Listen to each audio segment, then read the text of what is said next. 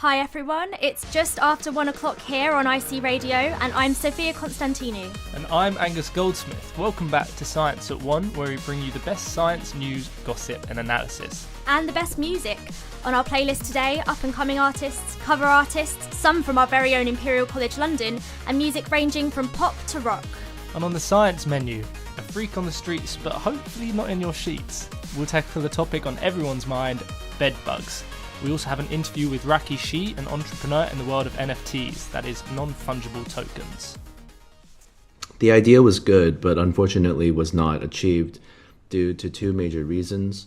One, the NFT bubble popped, oversaturated with too many uneducated consumers and untrustworthy project creators. And two, the theft of our digital assets. You've heard of macroeconomics, maybe of freakonomics, but have you heard of Swiftonomics?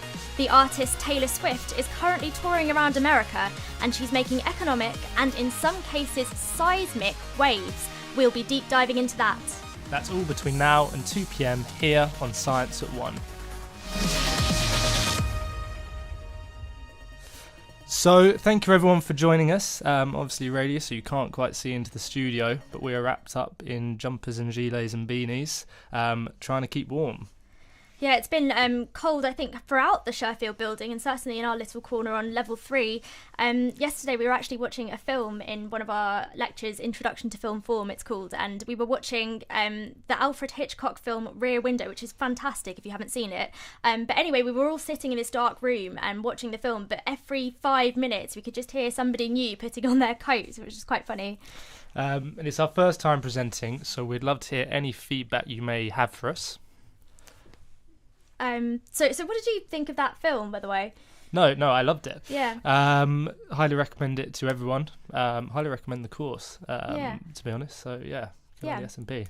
Anyway, we'd love for you to get in touch with us with any topics that you'd like to explore.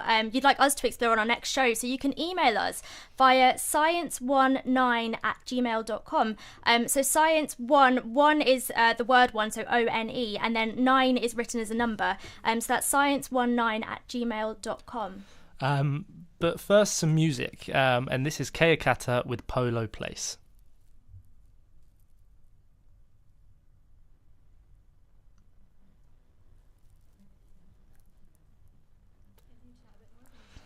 It should be coming up soon. I've never actually heard of Kaya Kata before this show. I think they might be one of Imperial's bands. We're not quite sure, but if there are any budding musicians out there that would like us to plug their music, we'd absolutely love that. Send us your songs to the email address that Sophia mentioned. Sophia, you a musician? No, I did singing though. Until I was 18 years old, but I never kept it up at university. Maybe now I'm at Imperial, I can join one of the many clubs available for that. Anyway, now let's hear this music. Kaya Kata with Polo Place.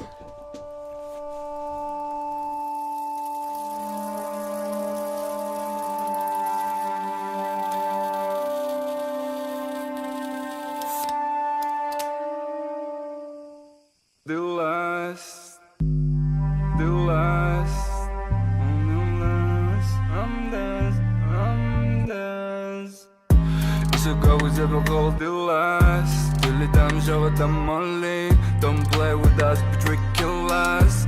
Khazabad horizont is only. It's okay with them, I call the last. Dilly dam java the molly. Don't play with us, be tricking us. Khazabad horizont is only. Says you can never put them dance. Panavar spoil the put them dance. Anime games, hitoram dance. Lombard of shit that all some traps.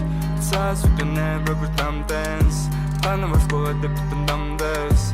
Anime games, hitoram dance. Lombard of shit that all some traps. Lombard is not your best, so has a net how much about. So one day be my serious transvestic man, much about. Shaman Gomis boy, every dog was such a bar. How go and get in my mouth of Venus, Boshma.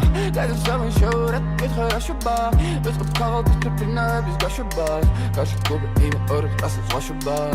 Got the Astri Hollows get the souls wash bar. Which we've been in Dumbinas, touch it on the chips. She was looking now, it's a work with you. It's your window, it's thyself.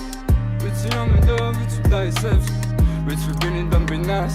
Тучи там тучи, все не коста мой час. Amor is nice stress. Amor is nice stress. وكنت كلا كيف ستتشن سغلبس خلاص نفس super short planet lips Satellite of Sakateves, everybody dance Crystal lips not the haves, everybody dance Telis, Tommy, Psychos, Telegrama Bang, bang, bang, bang, to Rama Okay, the gun, the bomb there Okay, the gun on us, yeah Okay, the gun on us, yeah Okay, the gun on us, yeah Okay, the gun on bomb there Bang, bang, bang Rari shenin gengek ma Rari shenin gengek ma Rari shenin gengek ma Ma bille bittorgan metti gengek ma Rari shenin Ferrari U veros dili danu gidegano cari Rari shenin gengek ma Kushis kadis ma uvaron gengek ma Rari shenin senari Wala peri tashik, wala peri tari Rari shenin gengek ma Rari shenin gengek ma Go with a gold bills Dilly dam java tam only Don't play with us, but kill us Cause about horizon is only So go with a gold bills Dilly dam java tam only Don't play with us, but kill us Cause about horizon is only Says you can never go down dance Panavar skola de putan dam devs Anime gamers gdoram dance Lombard de shit to buzam trefs Says you can never pretend dance Panavar skola de putan dam devs Anime gamers gdoram dance Lombard de shit to buzam trefs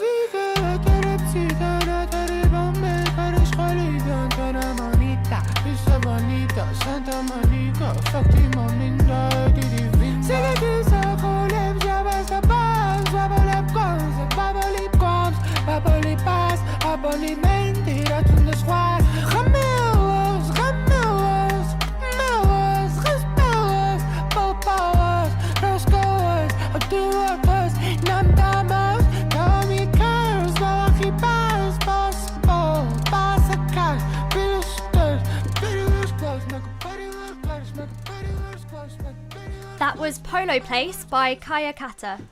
Definitely one for my playlist. But now it's time for the news round. In Kerala, India, scientists are racing to contain a rare and deadly virus outbreak. The Nipah virus is a respiratory disease that can lead to severe complications, including seizures, coma, and vomiting. It's transmitted by fruit bats that can contaminate fruit with their urine. And while there's no talk of vaccines yet, the Nipah virus has made it onto the WHO's list of diseases, the WHO's list of diseases that deserve priority research due to the potential global pandemic threat. I'm sure none of us have forgotten the COVID pandemic yet. Shifting gears to healthcare, let's talk about the revolutionary impact of AI.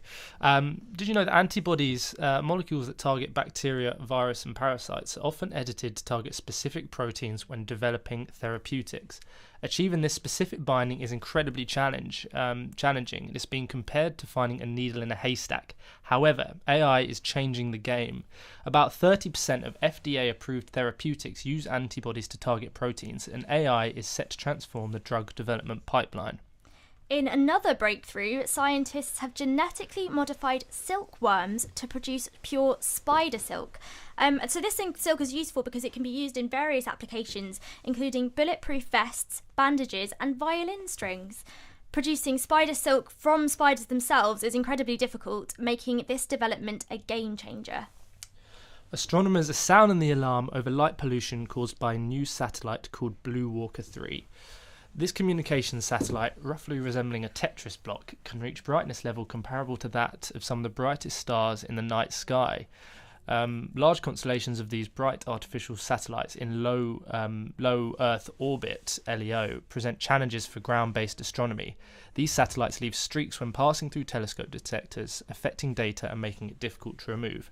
The Hubble telescope, orbiting in low Earth orbit, has been increasingly impacted by Starlink satellites. Efforts are currently underway to address these issues, but the trend of launching larger and brighter satellites continues. On the theme of space, Blue Walker 3 is part of a planned constellation of satellites called Bluebirds, built by AST Space Mobile. This company aims to establish a space-based cellular broadband network for purposes like poverty alleviation and economic development. They plan to address astronomers' concerns by equipping future satellites with anti-reflecting materials and avoiding broadcasts within or near the US National Radio Quiet Zone. However, there is also concern that the satellite's radio frequencies could interfere with other things like radio astronomy, making it more challenging for scientists to study the universe. Now, shifting our focus to space debris, the US government has issued its first ever fine related to space junk. Dish Network was fined $150,000 for failing to move an old satellite far enough away from active satellites. The satellite, EchoStar 7, posed a potential collision risk to other satellites. While the fine represents a small portion of the Dish's revenue, it sends a significant signal to the industry. With the increasing number of satellites in orbit, the risk of collisions and debris poses a threat to space operations in the International Space Station. So that wraps up our news round segment, but stay with us for more exciting topics on Science at 1. And now it's time for some more music. Today we have Slinky by INT.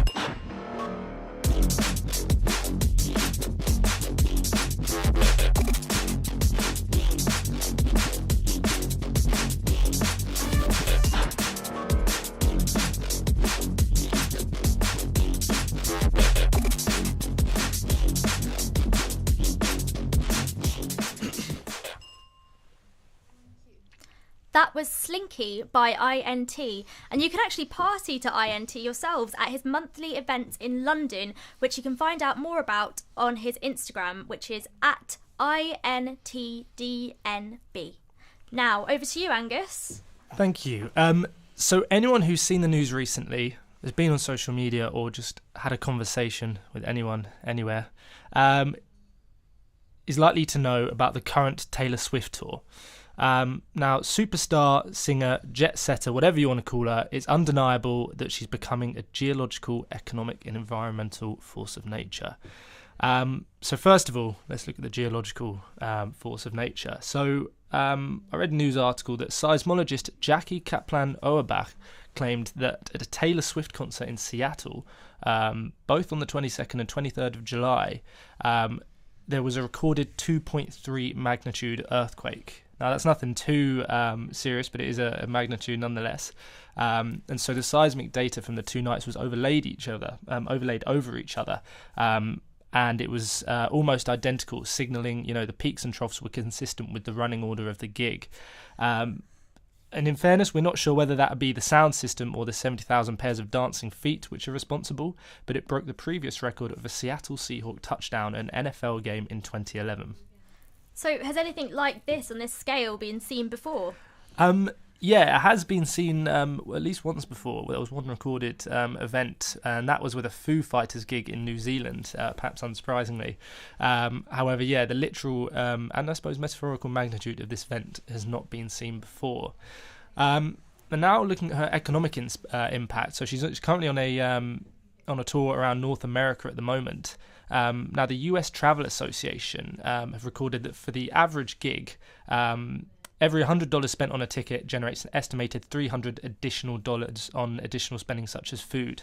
However, for the average Swiftie, that is what her fans like to go by, they spent an average of $1,300 on external purchases. Now, this is on par with the Super Bowl. However, this occurred on 53 different nights in 20 different locations. Time magazine says that the tour is projected to generate $5 billion in the US alone. And Dan Fleetwood, president of Question Pro Research and Insights, stated that if Taylor Swift were an economy, she'd be bigger than 50 countries. Kind of looking more at the national scale in America, in Pittsburgh, the daily rate of hotels in areas of performances increased by 106%. In LA, she created 3,300 jobs, and in Denver alone, there was a $140 million contribution to the state's GDP. And I think this really highlights the role that large-scale social and cultural events, such as sport features or gigs, can contribute to the local and national economy. And I think even more staggering that this is occurring in a current cost of living crisis. Well, I've actually read some pieces which have said that this may be contributing to inflation, and is this the case? So while some are labelling this as fueling inflation, these claims are pretty unfounded. There's very little evidence to suggest that this is inflation or torflation, as people are calling it, as economists are quick to interject. For example, The Economist cited that inflation is calculated by comparing the price of a basket of goods rather than a price rise in one sector, that is concerts, theatre and cinema. And that sector alone only counts for 0.8% of the basket's weighting. Finally, her environmental impact. So she's not just the top of the Spotify chart, she's also top of the charts when it comes to private jet usage. So data analysis company Yard utilised data from a social media account run by Jack Sweeney, student coder at Uni of Central Florida, that looked at private jet usage of the world's super rich and super famous. Yard uncovered that Swift's personal flight emissions for private jet usage amounted to nearly 8,300 tonnes. For reference, in 2020, the World Bank calculated the average CO2 emission per capita was around 4.3 tonnes. So for all you quick mathematicians out there, Swift's jet usage alone accounts for 1,900 times the global average. Now, Swift did come back at this, and she said it wasn't always her on the flights, and she may have been lending her plane out to some friends, but I don't think that makes it any better. And when she is doing these tours, for example, in New Zealand, they reported a huge surge in flight bookings from Australia to New Zealand, and they had to add 14 more flights than they usually would have at this time. So she's certainly a force of nature regarding geological, economic and environmental factors, some good, some bad, but I think you can make your own mind up about that. But after all that, I think it's only fair to hear some of Taylor Swift's music. So here we go. Here's a cover of Lover by Saatchi. could leave the Christmas lights up till January. This is our place, we make the rules. And there's a dazzling haze, a mysterious way about you, dear. Have I known you 20 seconds or 20 years? Can I go where you go? Can we always be this close forever and ever? And take me out and take me.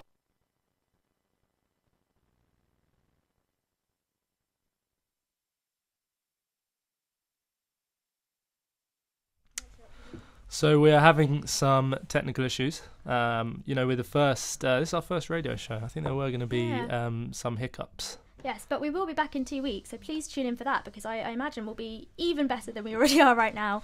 But I mean, I think of all the songs we're playing today, this is the one that you're likely to be more familiar with. So hopefully you can just play in your heads Lover by Taylor Swift. And we're going back to the music soon for the rest of Lover by Saatchi, originally by Taylor Swift.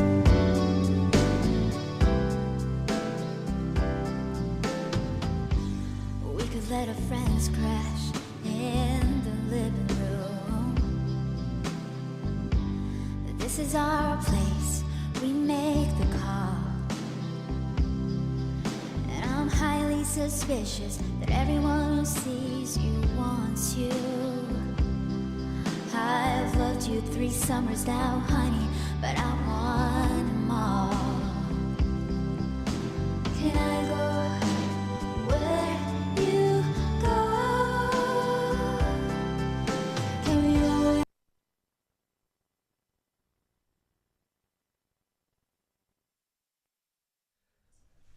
go? Continued technical issues, absolutely fine. I think we caught the best of that song. So that was Lover by Saatchi.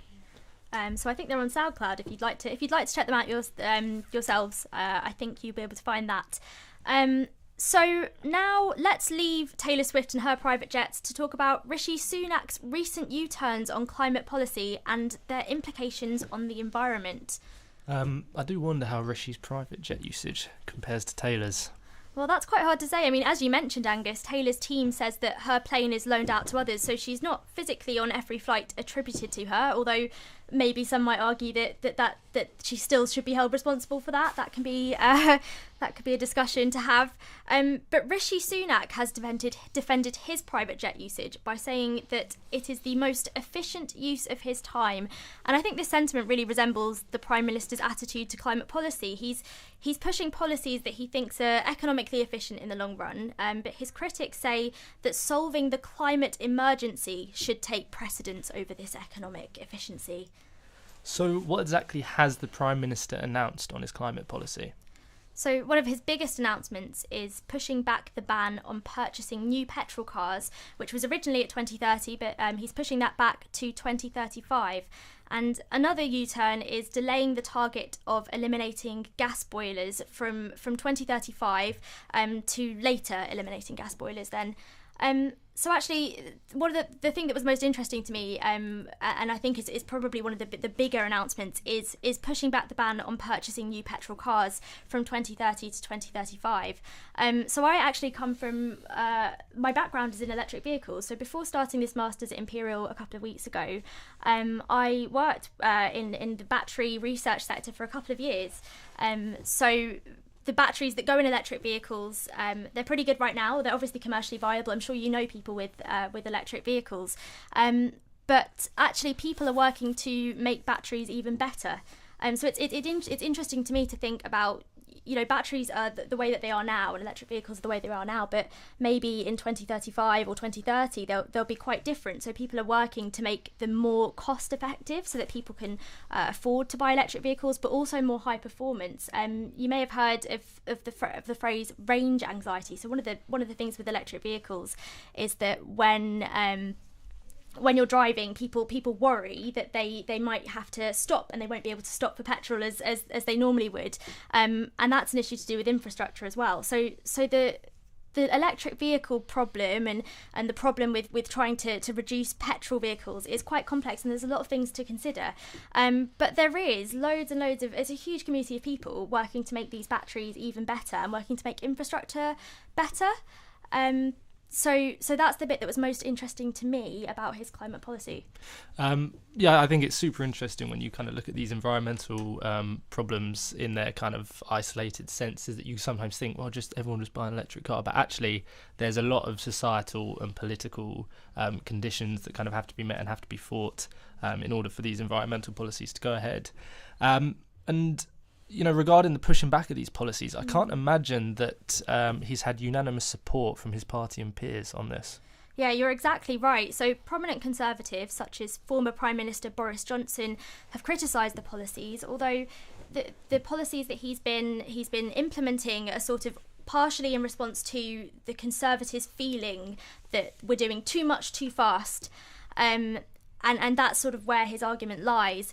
And unsurprisingly, on the other end of the political spectrum, the shadow net zero secretary is a critic, saying that delays would end up costing consumers billions more in the long run, despite Rishi's claims that he is implementing these policies to save consumers money. So the shadow net zero secretary Miliband argues that this could stymie a potential green jobs revolution and cut off jobs being created. And that's really important. You've had Taylor Swift creating over 3,000 jobs. Imagine how much these green jobs could create when you're thinking about electric vehicles and renewable energy. Other critics argue that the onus should actually not be on consumers at all to pay more for green energy. So it's the responsibility of the government to subsidise this if needed. And another factor to consider, if you're interested in the monarchy, is what King Charles may think. He's actually been a staunch environmentalist over the years, especially back in, I think, the 70s and 80s. He was talking about environmental issues well before anybody else was publicly, on a large scale anyway. But then since becoming king, he's had to become even more unwaveringly politically neutral. And another thing to compare this to is, during the coronavirus pandemic, the government put lots and lots of money into, personal protective equipment, vaccines, to solve this problem. And I think the big question is, at what point do we consider climate change an emergency and treat it as such? And Rishi Sunak thinks that now is not necessarily the time. Yeah, I think we've had so long to kind of get our climate action into gear, and we've just not taken the initiative, unfortunately. And I think, I can only speak for myself, but I think at some point, we need to consider it emergency and start investing in green energy, green infrastructure now, because we're going to have to pay for it at some point, and the longer we leave it, the more expensive it gets. But I suppose sometimes those policies aren't too popular with voters.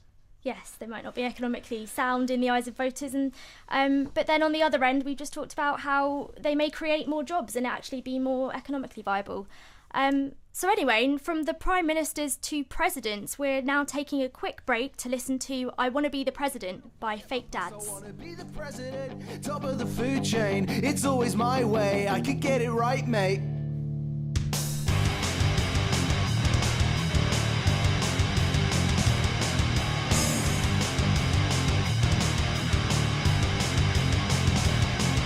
I wanna be the president, commander-in-chief. Get a democratic seal of approval for my mischief. I wanna be the president, don't like the current guy. He isn't my type, rather do what I like. I wanna be the president, I wanna play with nukes. I wanna own the White House, I wanna paint it blue. I wanna be the president, I wanna call the shots. I'll get a fake first lady and she'll blow my socks off. I wanna be the president! You know that I can play the game. I can swing the vote, come down like dominoes. You know that I can win the race with this voice and this face. I'm the right pick, I'm the best one, better than the Democrats and the Republican. You know this match is heaven sent. I wanna be the president.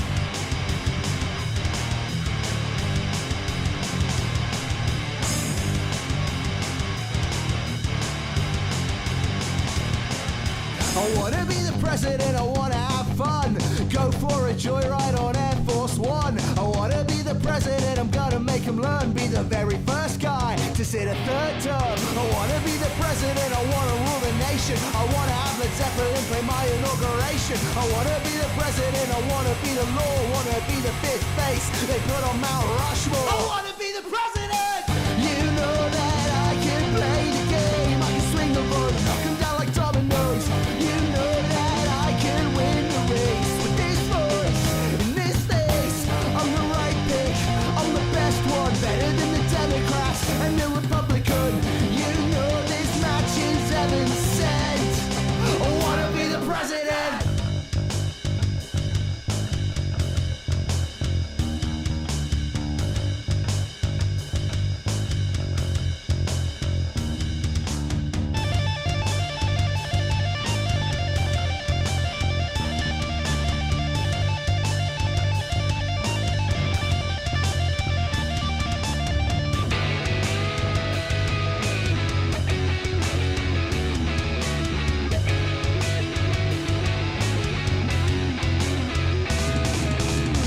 You know that I can play the game, I can swing the vote, knock 'em down like dominoes. You know that I can win the race. This voice, in this face, I'm the right pick, I'm the best one, better than the Democrats and the Republican. You know this match is heaven sent. I wanna be the president.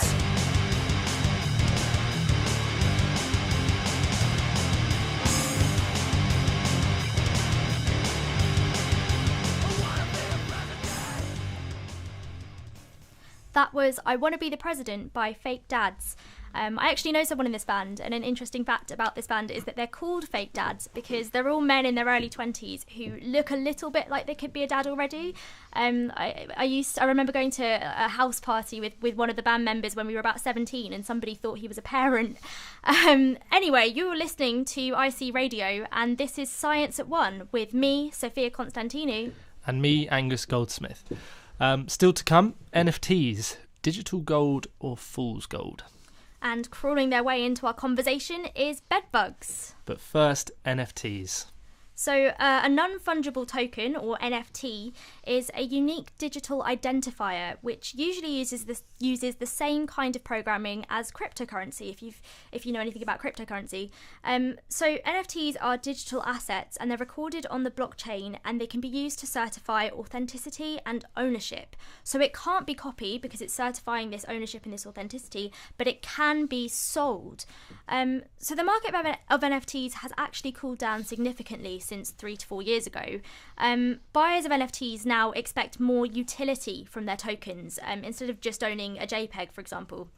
I think that the perspective of the consumers changed from looking at NFTs as art, because they were quite popular in the art world, to tools for utility and for access.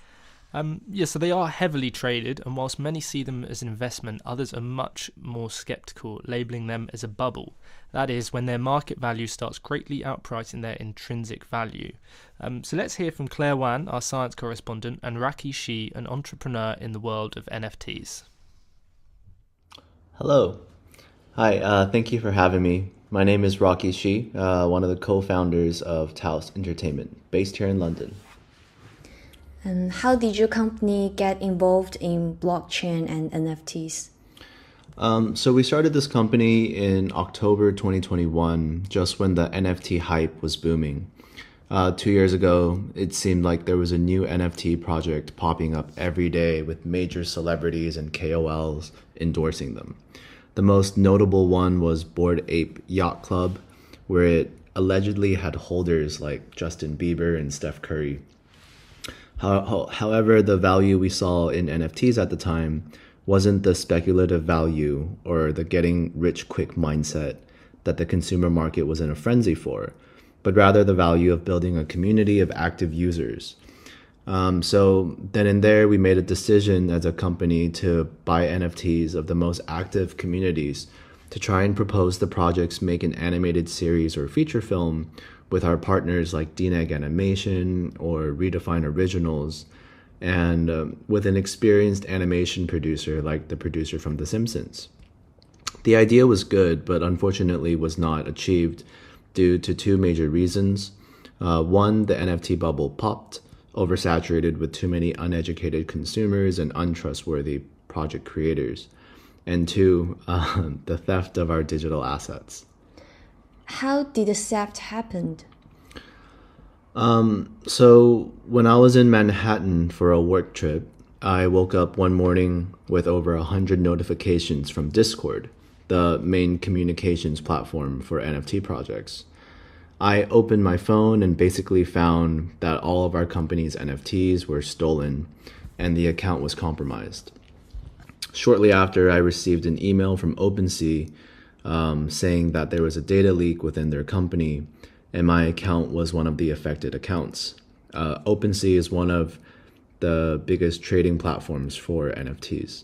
And obviously, I tried to contact OpenSea and escalate the situation. And when that didn't work, I contacted one of my lawyers to see what we could do.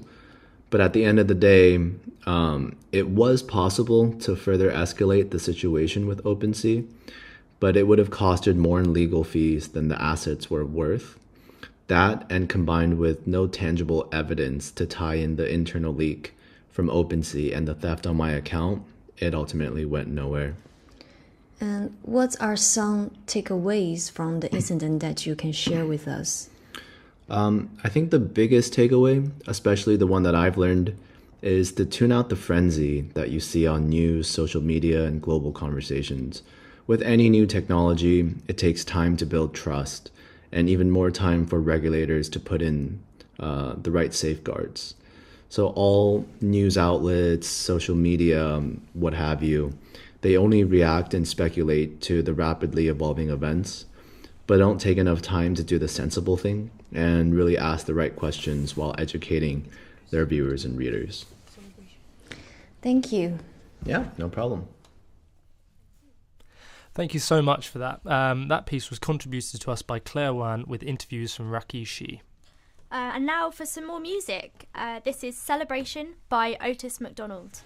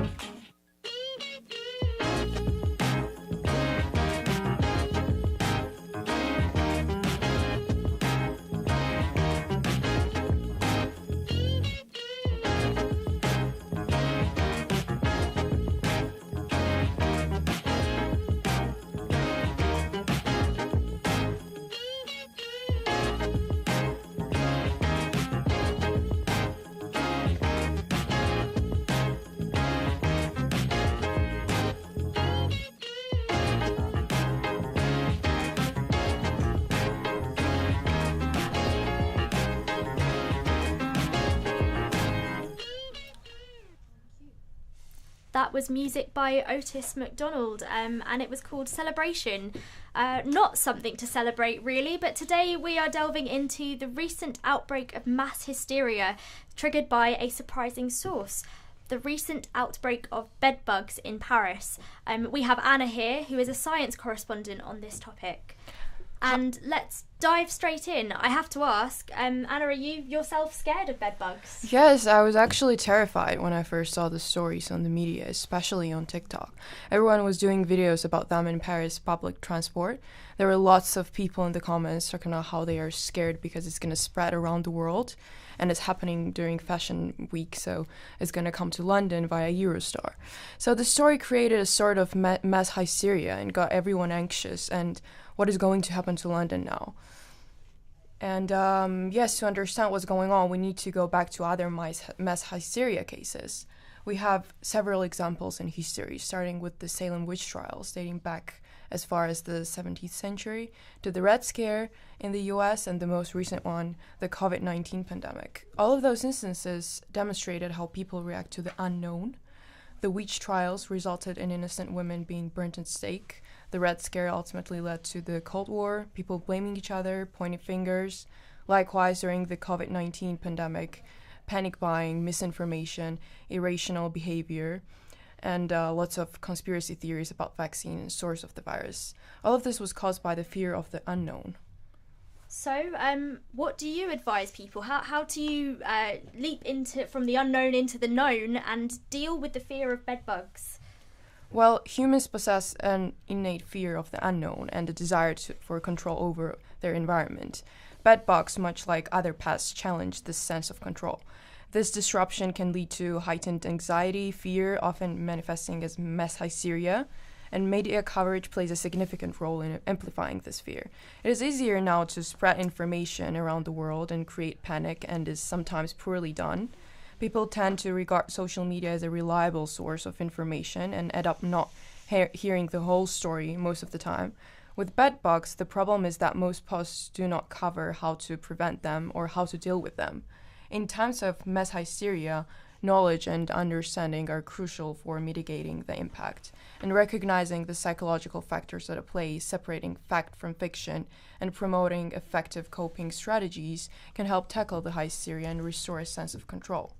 So by understanding these dynamics and taking proactive measures, such as washing your bed sheets regularly, not wearing your outside clothes inside, and washing them on high heat, so we can collectively overcome the anxiety of bedbugs. Thank you so much for contributing that piece, Anna. I've definitely been pretty scared of the bedbugs. I've been standing up on the tube. I've been refusing to sit down. I've been shaking my legs when I walk in the house. So, yeah, I'll do a bit more research. Yeah, thank you so much for coming in and talking about that and putting people's mind at ease. Got some more music for you. We're going to revisit that Taylor Swift song we were playing earlier. So, as you all know, this is Lover by Sachi. We could leave the Christmas lights up till January. This is our place, we make the rules. And there's a dazzling haze, a mysterious way about you, dear. Have I known you 20 seconds or 20 years? Can I go where you go?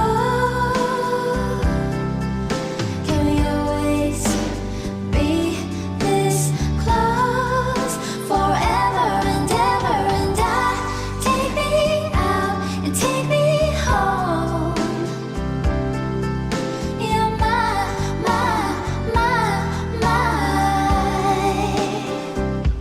lover.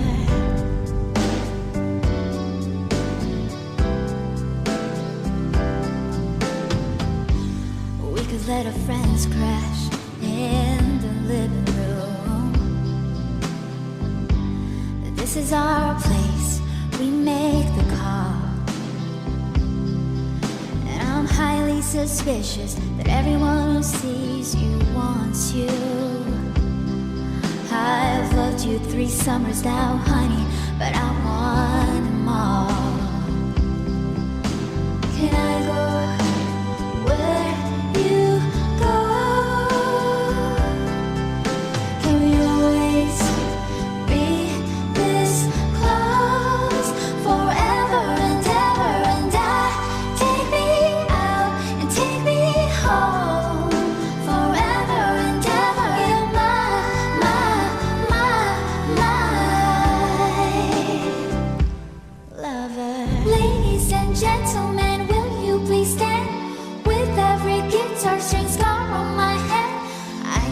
this magnetic force of a man to be my lover. My heart's been borrowed and yours has been blue. All's well that ends well to end up with you. Swear to be over dramatic and true to my lover. And you say all your dirtiest jokes for me. And at every table I'll save you a seat, lover. Can I go where you go? Can we always be this close forever and ever? And take me out and take me home forever and ever. You're mine.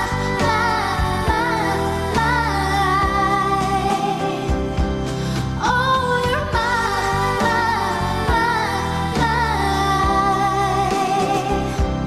Darling, you're mine. So that was Lover by Saatchi. Had lots of music on today. We had a bit of dubstep, a bit of punk, bit of lo-fi, a bit of world music. So finishing off with some lovely coffee lounge cover pop. So welcome to the grand finale of today's Science at 1. To finish the show, we're going to be exploring a celestial wonder that's as captivating as it is beautiful: solar eclipses. Think back to that special day, October the 14th, 2023, when people all around the world were treated to a breathtaking sight, hopefully wearing some safety goggles. This is a disclaimer: do not look directly at the sun or an eclipse, unless you know what you're doing. You've got to get those safety goggles. So that is the Ring of Fire solar eclipse. But why do solar eclipses hold such a special place in our hearts? Why do we all gather and watch solar eclipse? Why does it dominate the news every time it happens? So to find out, we're going to take you on a journey through time and lots of different cultures, revealing the profound impact that these celestial wonders have on us, both culturally and personally. Hi everyone, I'm Abby and I'm thrilled to explore the world of solar eclipses with you for this grand finale. These cosmic events have fascinated people across the globe, leaving a lasting impression. So we're going to dive into how different societies view eclipses and the captivating stories they've shared about them. Great stuff. Abby, you've definitely sparked our interest. Please tell us a little bit more. Of course. Solar eclipses have long been seen as omens, mysterious celestial happenings beyond our control. They stir a fascinating mix of mystery and wonder, sparking strong emotions and cultural responses. And for the Mayans, a solar eclipse wasn't just a celestial event. It was a sacred occurrence tied to their complex calendars and prophecies. They had a deep respect for eclipses, which profoundly shaped their cultural beliefs and practices. And it's not just the Mayans. Throughout history, various cultures have woven myths and legends about solar eclipses, reflecting the awe and at times the fear that they bring. In some societies, eclipses were believed to signal world-changing events, while in others they were seen as messages from the divine. So that's really fascinating. So it's incredible to see how these cosmic events have left a lasting impact on human culture. So Abby, could you tell us a little bit more about these emotional responses to solar eclipses and how they can vary across different cultures? Certainly.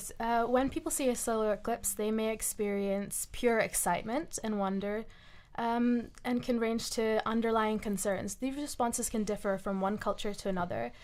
Some people approach eclipses with optimism, while others have concerns about what they could signify. Thank you for that insight, Abby. Now, kind of reflecting, why is all of this so important? We know it's beautiful, but other than that, what does it offer us?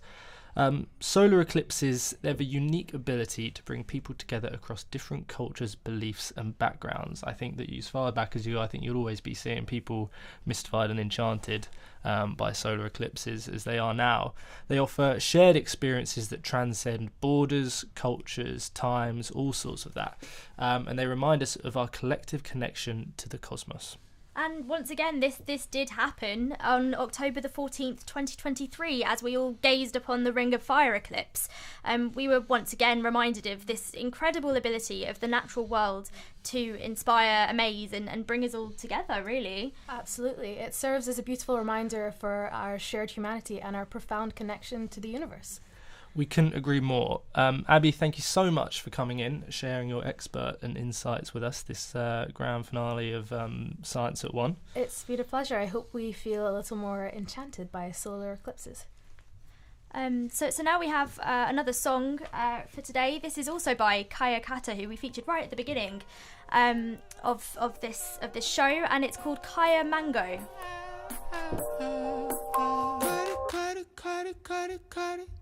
کاری مداره رگرز باد داره نوز میخوریت لما رگرز باد داره باز جی بشی لورجی ماد داره موز اینا گاد داره موز لورجی تا گادا موز دامی زخی نیندندو سبانا پیتزا توز گابانا پیتزا کلاب گادانا کیکس لاندی دایو لاندو لیو دایو لاندیو غامه تازه بیدریز گامه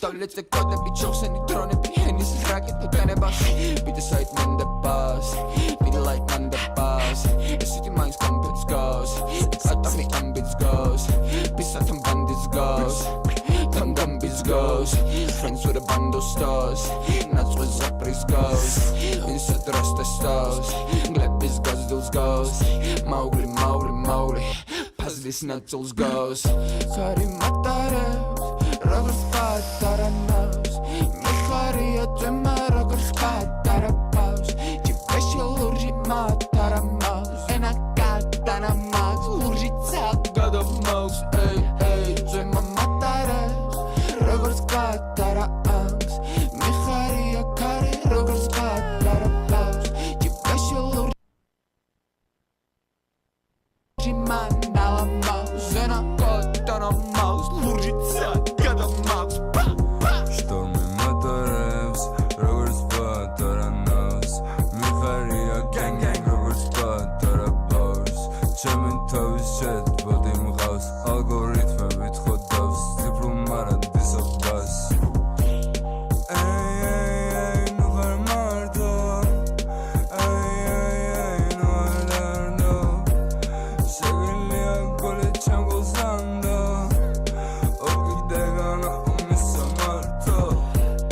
Samvarus gameplays avatari var Sheni ashebuli aprepis kari var Tu Mowgli khar bagira yakuari var Ghamis koshmarevshi sheni mego bari var Mama kheli mama mende rogers meshen gender Ameb sada wonderlandem skada vida tata mende Shenak steba qvela tghuia Shenak steba qvela bzari Tu dghebi kaosia Domi iqos sheni party Shiva shiva shemi fare Ganesh sheni wame Droshe biya friale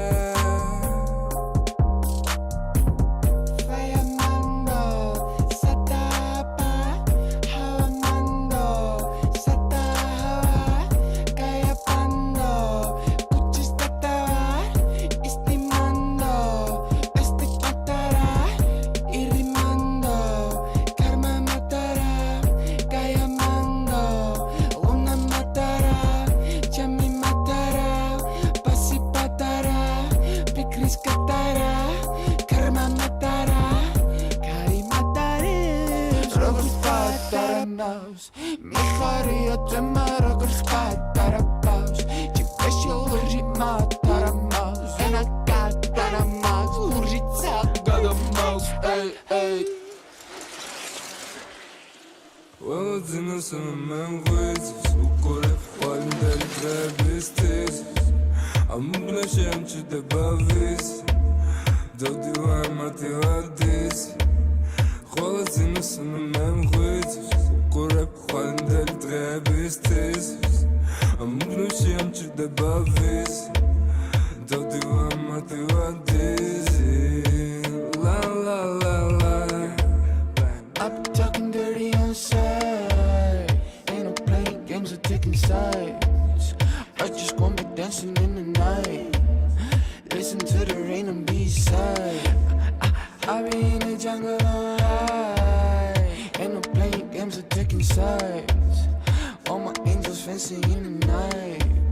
Qami sakta ti t'ka Shanghai me milion e gjevar hajme Që ti me tak të dzirë skaj me Aga with me ti west side me Jam sakta ti t'ka Shanghai me milion e gjevar hajme Që ti me tak të dzirë skaj me Aga with me ti west side me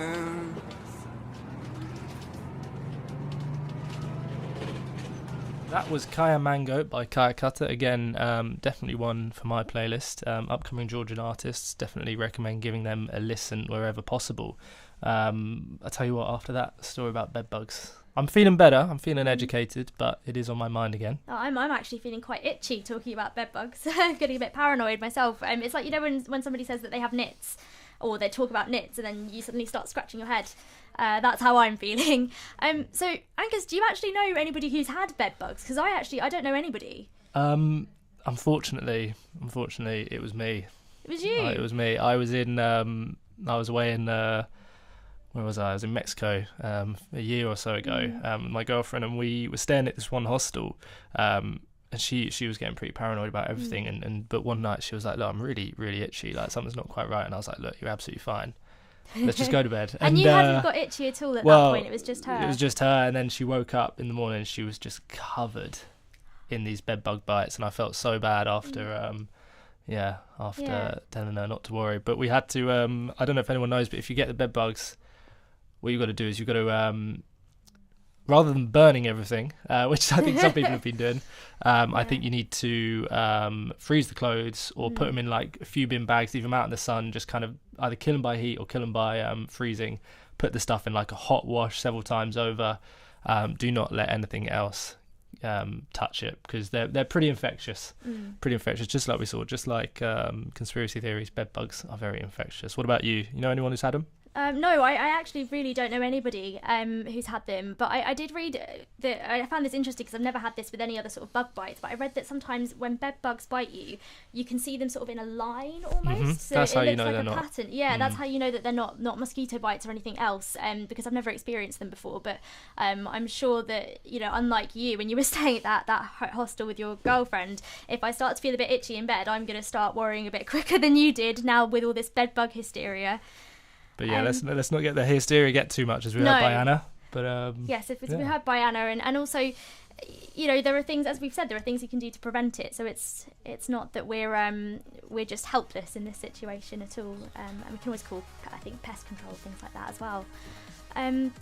So yeah, I mean, I've really enjoyed this show. I mean, I don't know that much about NFTs and cryptocurrency as well, so I think I'm quite excited to learn a little bit more about that, especially because I'm quite interested in the art world. Thank you so much, everyone, for listening in. If you do have any questions, you can email us science19@gmail.com. That's one word, 9 number. Thank you so much. And also, you can join us next week, the same sort of time, Wednesday from 1 till 2 p.m, for the next episode of Science at 1.